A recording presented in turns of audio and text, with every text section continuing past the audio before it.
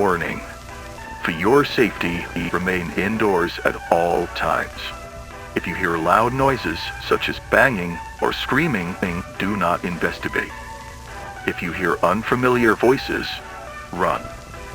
If you see them, run. You cannot hide from them. They will find you. Run. Run. Do not stop.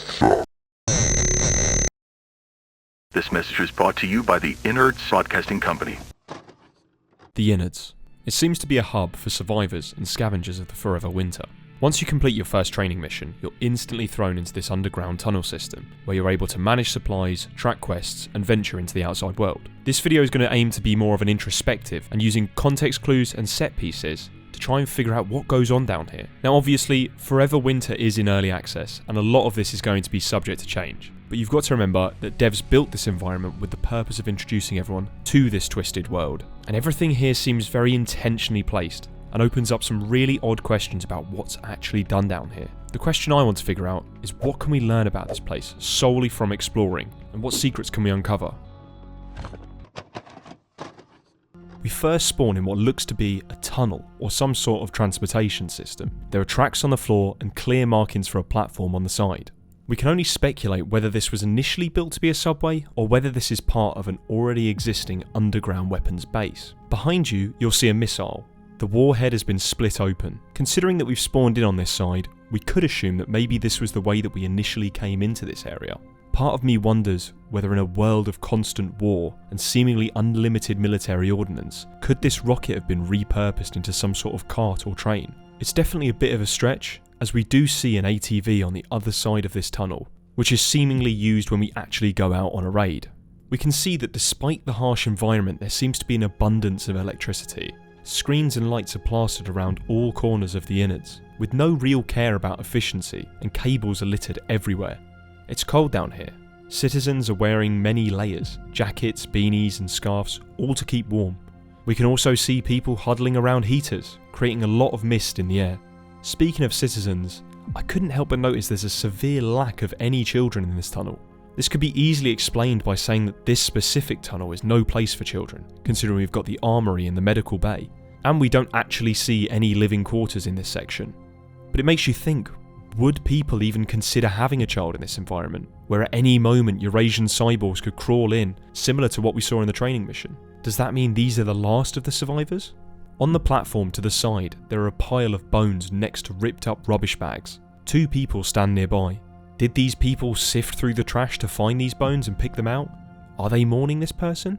Was this someone they knew that they're trying to piece together their skeleton like a jigsaw in order to give them a proper burial? Or are they simply unfazed standing next to body parts, showing a casual acceptance of death since it happens so much around here?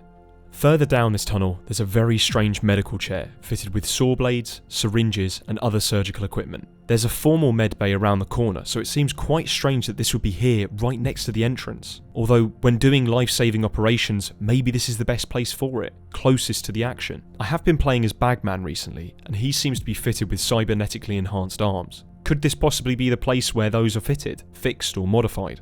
In the actual medical bay itself, there doesn't seem to be anything particularly odd or of note. Life support machines are hooked up to patients. We clearly see that friends or family are also visiting. One thing to note, these are the only beds that we actually see in this section of the innards, so we can safely assume that the other citizens sleep elsewhere, and this doesn't seem to be the only tunnel. In this same hall we see a vendor selling rig components. Perched on one of the metal girders sits a crow, and later on we'll also see some crows at the shrine on the outdoor balcony. It's unclear whether these are wild crows or brought in as pets, and people don't seem to mind the crows. The crows don't seem to mind people either, which makes me think maybe they're not pests down here. Maybe they're pets. At the end of the day, they're just scavengers too, picking up discarded unused waste. There's something quite poetic about that, considering these crows are so far away from the surface and their usual habitat, very similar to the humans. The donation area is also quite interesting. There are a lot of candles around instead of the usual lighting, which makes it seem like they're there for religious or remembrance purposes. This donation box could be a way for people to mourn the victims of war by donating their belongings to other members of this society,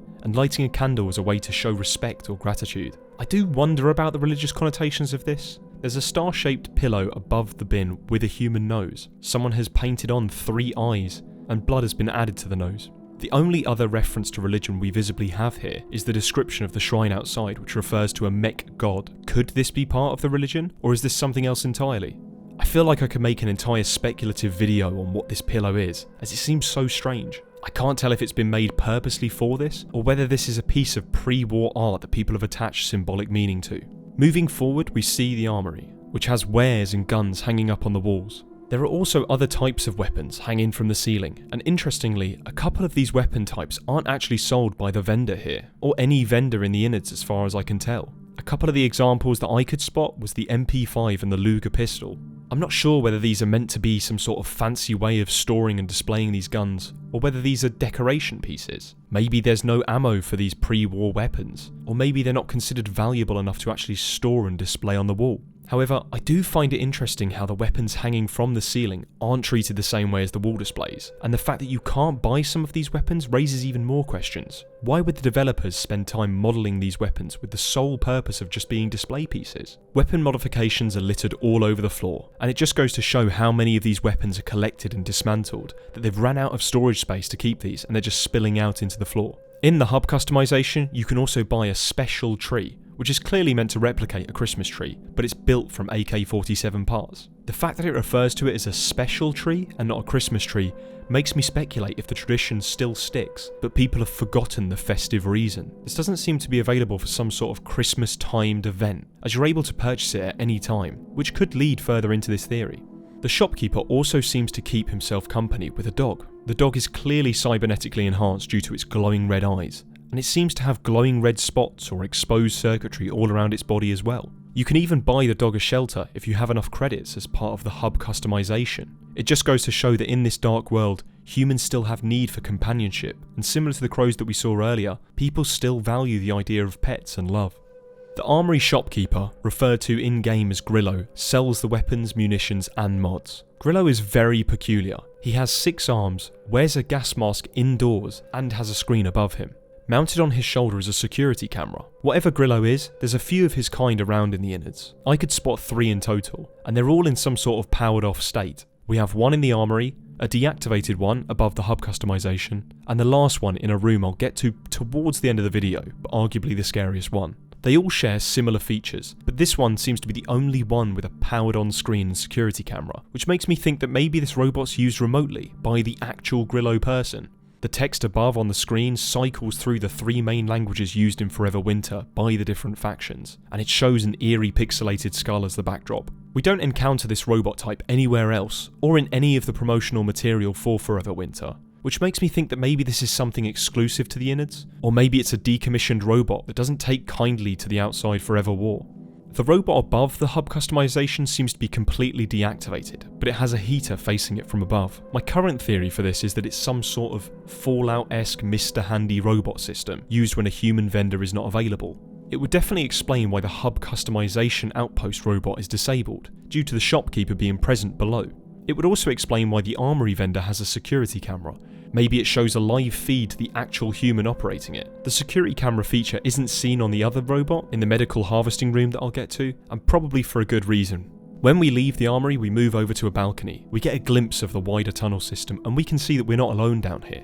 A couple of drones hover and move around this central area. Maybe the Innards is considered safe ground for certain forces, and drones act as vessels for trade. Or maybe those drones are repurposed and cobbled together from broken drone debris, transporting goods from one section to another. We also see a hanging corpse attached to a metal girder on the side. And although this is only a small detail, the implications are pretty big. No one seems to care about this body. It's hanging here lifeless. It seems to be purposely placed here as well, almost as if it was some sort of punishment, implying that there's a law and order to this chaotic sprawl of tunnels. The fact that a lot of resources were used to put this person here, and they weren't just thrown outside or immediately killed, implies that this is supposed to be some sort of deterrent. What did this person do to deserve such a public humiliation? Does this possibly relate to the pile of bones we saw earlier that those 2 people stood next to? Unfortunately, like most things down here, it only forces us to ask more questions and still hunt for answers. Outside there's this blank area where a shrine can be bought. It shows 2 mural paintings. The left one shows a scene of what looks to be soldiers and scavengers collecting or hunting cows, which have been escorted outside over the scorched map. These cows must have some sort of symbolic purpose, as their carcasses are displayed below the Mech God painting to the right. In a world of survival, it's quite surprising that these cows aren't used for food. The most important resource always seems to be focused on water. We don't know much about the Mech God, and considering this is his only mention of him throughout the Innards, we have to assume that it's some sort of deity or heroic figure. It's been draped in cloth, and its followers seem to have drawn and painted all over it as a show of faith. People don't seem afraid, and some of the followers are praying to it on either side of it. This goes a bit out of scope, but we learn of a mech called Toothy, which is believed to have been an AI that's gone rogue and now fights all sides on the battlefield.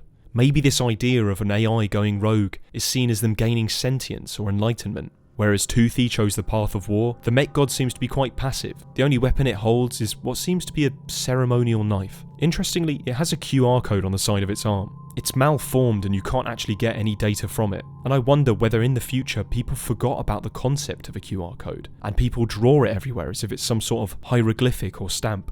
The hub customization's quite interesting. There's mounted machine guns on top, which could imply that they get frequent unexpected visitors down here.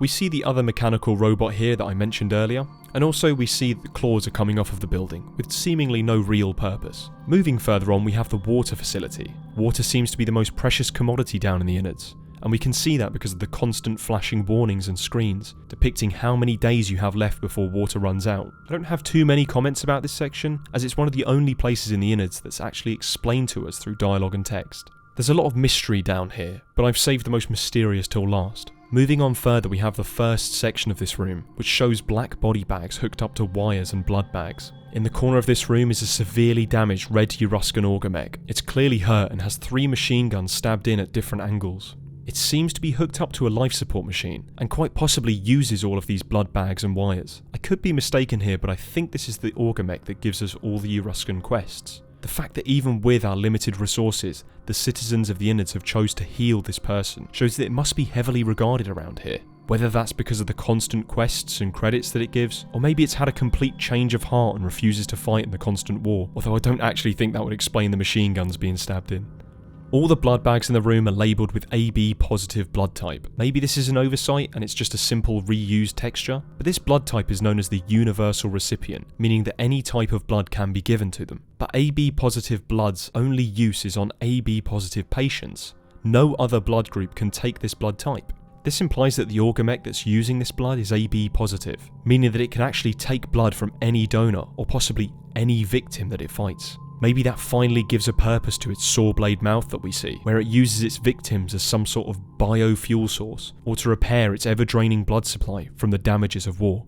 You could write this bit off as a bit of a strange theory, but AB positive blood type is quite rare, with only 3% of the current world population having it. So this could be quite a deliberate point, quite a sinister idea all coming from just 3 characters on a blood bag. If that was a creepy theory, the last room is much worse. Here we can see a heated area where bodies are hung in a similar style to a butcher's meat locker. The fact that these bodies are heated makes me wonder whether they were frozen before and whether this is where they're actually processed. Here's where the last mechanical robot lives. Unlike the other 2, this one clearly has a purpose, as it wields 2 sharp tactical knives. It seems to be holding one of these body bags and has cut it open, revealing a decaying human body. Below the body is a metal grate that opens up to a drop into the empty void below, and sitting on top of this grate seems to be a bunch of discarded body parts. I can't really see a point for this robot. Ultimately, it seems to just drop these body parts down into the shaft indiscriminately. It could be harvesting for specific valuable organs, but it doesn't seem to be a particularly clean environment, and there isn't anywhere nearby to store anything that it actually finds.